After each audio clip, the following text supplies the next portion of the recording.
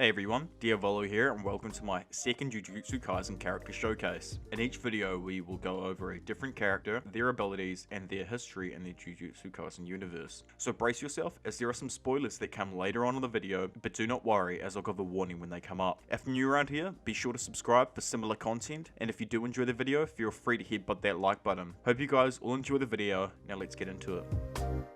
Introduction and facts. Today we are going to go over the abilities and history of Kento Nanami, who in my opinion is one of the coolest Jujutsu Kaisen characters that I've seen so far in the series. Nanami is one of the most relatable people in the series for people in the everyday grind doing 40 plus hours a week who hate the idea of having to work overtime, and one of his curse abilities personifies that fact, but we'll get to that in a bit. First, a little bit about Nanami. We are first introduced to him in episode 8 of the anime and chapter 18 of the manga. He is 27 years old, has Danish ancestry, and is 184 centimeters tall with browny blonde flowing hair. He currently works at Tokyo Metropolitan Curse Technical College. As he used to work in an office, Nanami is usually fully dressed in a clean tan suit with a white dress shirt and his signature shades. After he graduated from Jujutsu Technical School, he wore a vertical striped jacket over a white button-down shirt and a colored tie with dots all over it, vertically striped pants, and black shoes. Nanami is extremely intelligent and reserved at the same time, and he seems to be very serious about his work, yet he only says that he is a Jujutsu sorcerer because it is slightly less mind-numbing than a regular career. Though he appears to be very stoic and tough on the outside, beneath his hard shell he is a kind man with good moral values, and is just like everyone else, worn down by the mundane way of life and wishes that he could just get back some of the younger days that he lost. That's why I think he treats Yuji like a kid, and he doesn't want to see him just throw away his youth for the sake of becoming a Jujutsu sorcerer. The reason he decided to leave the rat race, being an office worker, was because, like most people, he felt like no one ever cared about his work and it never had an impact on anyone else. Whereas before the office life, as a sorcerer, he got small pieces of appreciation from innocent people. Even if it was only a little, it was more than enough to come back to being a sorcerer and live his life without regrets. The abilities of Nanami Kento. Nanami is a grade 1 sorcerer and is considered to be among the top class of sorcerers at Jujutsu High. He carries a huge amount of respect from the other high-level sorcerers, and Gojo even handpicked Nanami to help mentor Yuji. Nanami is a master swordsman. Even though his wrapped blade may look extremely short, it is considered to be a sword. He is extremely proficient with it when it comes to his curse technique. Nanami is an extremely tactical and technical fighter who plans on using every possible moment of the fight to his advantage so that he can exploit his enemies. He never misses his target's weakest points when it is exposed by his curse technique ratio, which helps him wear down his enemies proficiently. Nanami appears to have a high amount of cursed energy that he is able to control through his cursed technique with great efficiency. He has precise control over his cursed energy to the point that he even subconsciously protects his soul with it, something that was revealed when Mahito tried to reshape his soul with idol transfiguration in their fight. Through the use of cursed energy manipulation, Nanami has the ability to use Black Flash, Kokusen, I don't know how to say it exactly, but yeah.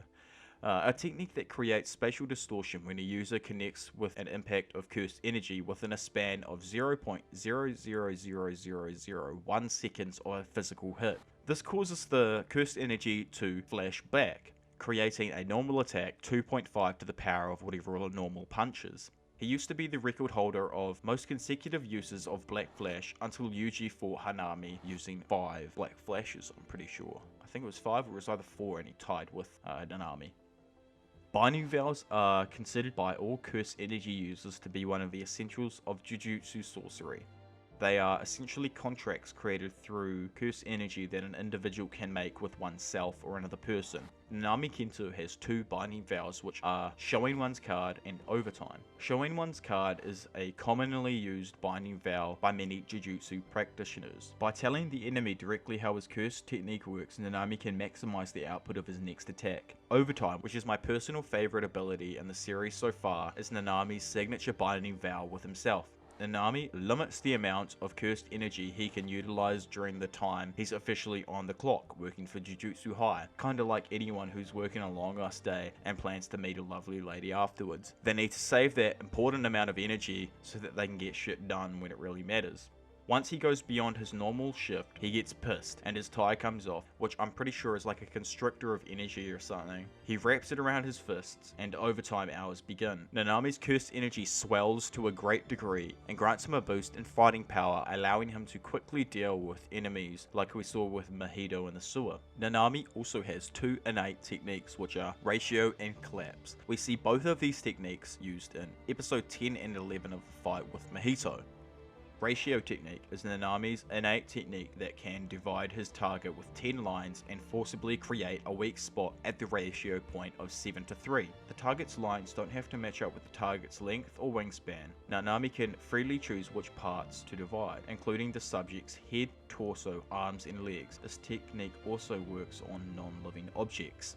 Collapse is an expanded curse technique that creates a large weak point in the surrounding environment, allowing Nanami to destroy it with a single blow. This, compared with his constant adaptation to the environment and the enemies he is fighting, allows him to inflict an extreme amount of damage and can create easy escape routes when he is fighting and finds himself in a tight spot. Nanami first used this technique after unleashing both his binding vows in order to destroy the underground tunnel and trap Mahito. That now brings all of Nanami Kento's abilities to an end. For anyone watching, this is just a quick warning that there are spoilers coming up from this point onwards, so just watch out as the story or parts of it may be spoiled for you. The history of Nanami Kento. Nanami attended Jujutsu Technical College. During his first year, he teamed up with Yu Habara, I don't know how to say his last name, excuse me for this, Yu Habara, in a mission that was supposed to be exercising a second grade curse. Nami remarked that it was a pretty difficult mission for two first graders. The mission turned out to be more difficult than they imagined. Sadly, Yu was killed and the cursed spirit was more than tough enough to be able to go up against first grade sorcerers. Nanami is in the morgue while Gedo is examining Yu's dead body, and he explains how the mission was botched and much more difficult than he realized. After graduating from the college, he decided to leave the life of a sorcerer and become a salaryman. So I don't know what happened from here, but for some reason my microphone decided to go and do the old fuckaroony. And, well yeah, so it sounds slightly different from here, but I really don't know why. Sorry about this, guys. Anyway, continuing. Nanami, along with Yuji, investigate the theatre incident, where Nanami manages to teach Yuji to see remnants. As they follow the remnants, Nanami and Yuji talk about how there may be a witness to the murder. After following the remnants, the two come across two cursed spirits and each take on one. Nanami begins to explain how his technique works and shows Yuji how it works. Nanami then watches Yuji and figures out how Yuji's technique works. He notices that there is something wrong with the cursed spirits and stops Yuji from killing his cursed spirit. Nanami has the cursed spirits examined by Shoko, which reveals that the cursed spirits were once human. After finding this out, the two head out to continue investigating. After finding out that there have been multiple missing person reports and mysterious deaths, Nanami decides to have Yuji investigate Junpei while he follows up a different lead. Nanami heads into the sewers, where he comes into contact with Mahito. He begins to fight against Mahito and plans to finish the fight quickly, since he doesn't like to work overtime. Because Nanami manages to break Mahito's arm, Mahito stops fighting to explain how his technique works and heals his arm. As Mahito wonders what would happen if he used this technique on a sorcerer, Nanami simply looks at his watch and says that he will finish this by 6.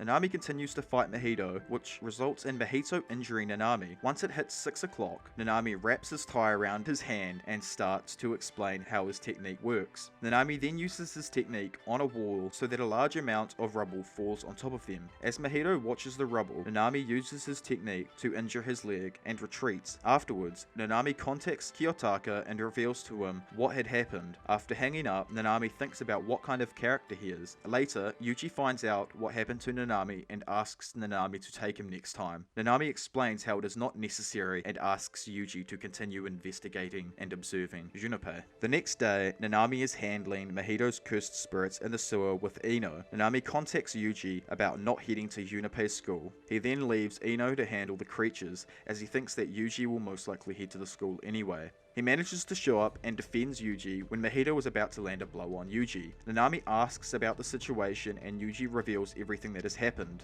After finding out that Yuji can harm Mahito, Nanami has Yuji fight Mahito with him. As Nanami and Yuji battle against Mahito, he decides to change tactics and have his cursed spirits attack Yuji. Nanami fights against Mahito, but Mahito manages to restrain Nanami. As Mahito goes to finish him off, Yuji shows up and frees him. Nanami and Yuji continue to overwhelm Mahito until Mahito uses uses his territorial expansion to trap Nanami. Nanami thinks about the situation he is in and comes to the conclusion that he is in the palm of Mahito's hand. He prepares to take on Mahito since he has no regrets, but Yuji shows up and Sukuna wounds Mahito, causing the territorial expansion to be undone. He notices that Yuji is laying on the ground and goes to check up on him. Later that day, Nanami meets with Yuji and they talk about the situation that had just happened. The Shibuya Incident Arc.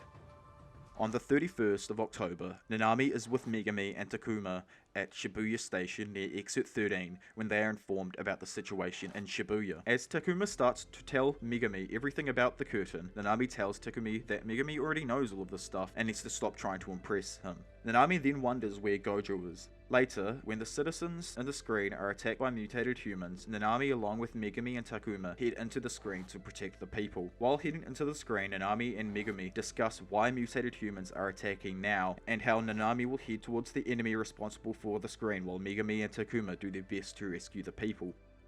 When Yuji calls out to Nanami and announces what has happened to Gojo, Nanami tells Megami and Takuma that they will be heading towards Yuji's location. Once they reach Yuji's location, Koichi explains what happened to them and what's the best course of action that should be taken. Nanami agrees with Koichi's plan and says that they will first need to lift the screen around Shibuya. Nanami says that he will go meet up with Kiyotaka whilst Megami, Yuji and Takuma deal with the screens. He tells Takuma that he is in charge and that they should explain the situation to Noobata and Natsuya if they meet with them. Nanami then leaves to meet up with Kiyotaka.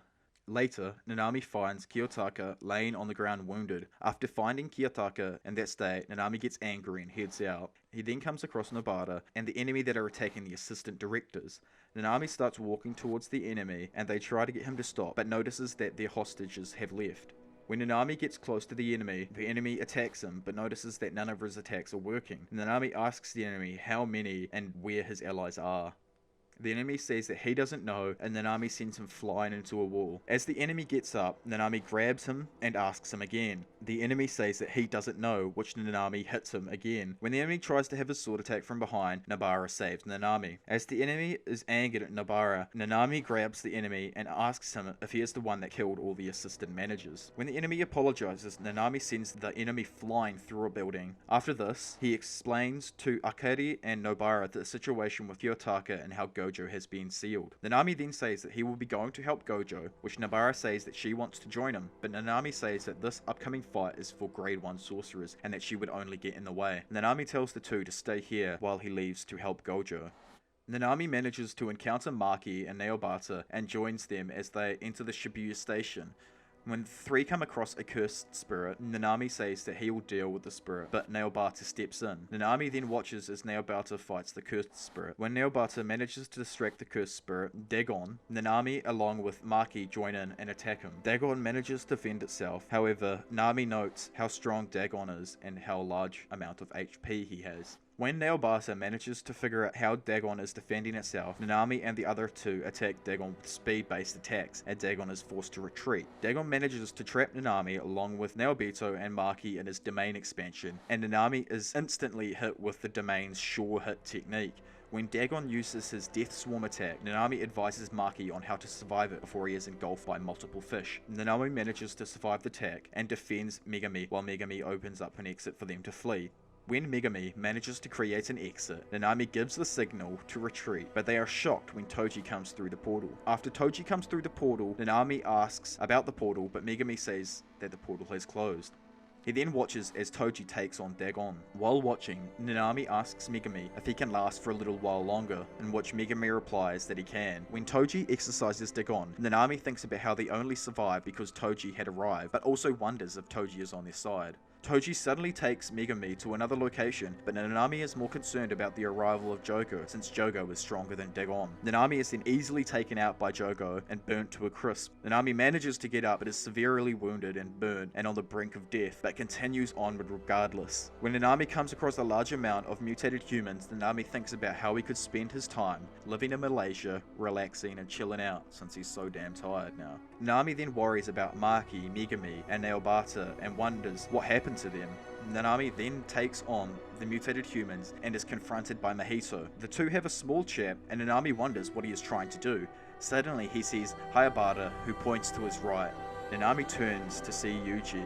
He then tells Yuji that he's got it from here as Mahito lands his hand on Nanami's chest and evaporates him. So, yeah, it was kind of a sad story for Nanami coming to an end, his life and all that. Awesome character, and I fucking loved him to bits. Real sad to see him die like in the last few chapters of the Shibuya arc, but you know, you can't do much about that. So that brings the history and abilities of Nanami Kento to an end. If you did enjoy the video, be sure to headbutt the shit out of that like button, and if you are new around here, be sure to subscribe for similar content. I hope you all enjoy the video. If you would like to see more about a specific character like Geto or Gojo, leave a comment down below letting me know with who you'd like me to go over next. But for now, it's been your professional degenerate Diavolo. Hope you all enjoy the video, and I'll see you guys in my next Jujutsu Kaisen Character Showcase. Bye.